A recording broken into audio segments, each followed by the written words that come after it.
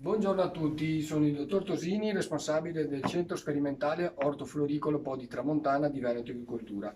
Oggi vi farò vedere la procedura pratica per eseguire l'innesto erbaceo orticolo in Anguria. In questo caso vi faccio vedere la nursery, il piccolo tunnelino dove mettiamo le piantine ad affrancarsi. La piantina innestata è costituita da due bionti, cioè due piante, una parte alta che è chiamato nesto e una parte bassa portinnesto.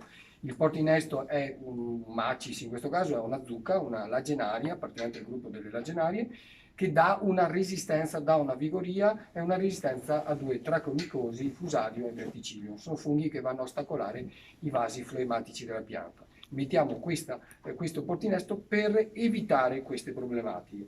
Prendiamo il nesto, che è la varietà che ci interessa, e uniamo le due piante in un'unica sola. La pianta appena innestata viene posta su questi contenitori in questo tunnelino con un livello di umidità, livello di saturazione per circa una settimana. Poi le aperture verranno ovviamente aperte per respirare e la pianta inizierà a partire per poi ovviamente essere ripicchettata su altri contenitori e da qui a 20 giorni, un mese, trapiantata in pieno campo. Adesso passiamo alla fase operativa pratica di innesto vero e proprio.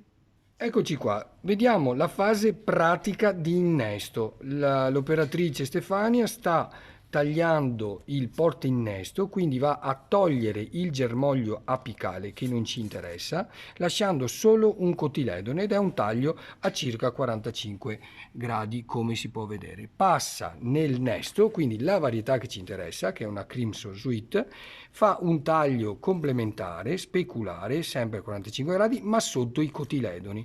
Adesso si sta facendo diversi nesti, diverse punte, anche dette volgarmente, e la va proprio ad appoggiare nella parte sopra il portinnesto stesso. Ovviamente si aiuta con una molletta, dove va proprio questa molletta va applicata nel punto di taglio, nel punto in cui i due bionti devono combaciare, e si aiuta poi anche da un bastoncino per sorreggere la pianta.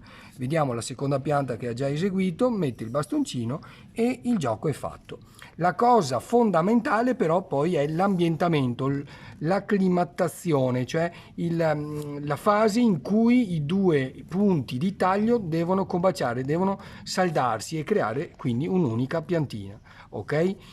Ecco, tutto qua, questo è l'innesto erbaceo orticolo in Anguria. Vi ringrazio per l'attenzione e continuate a seguirci.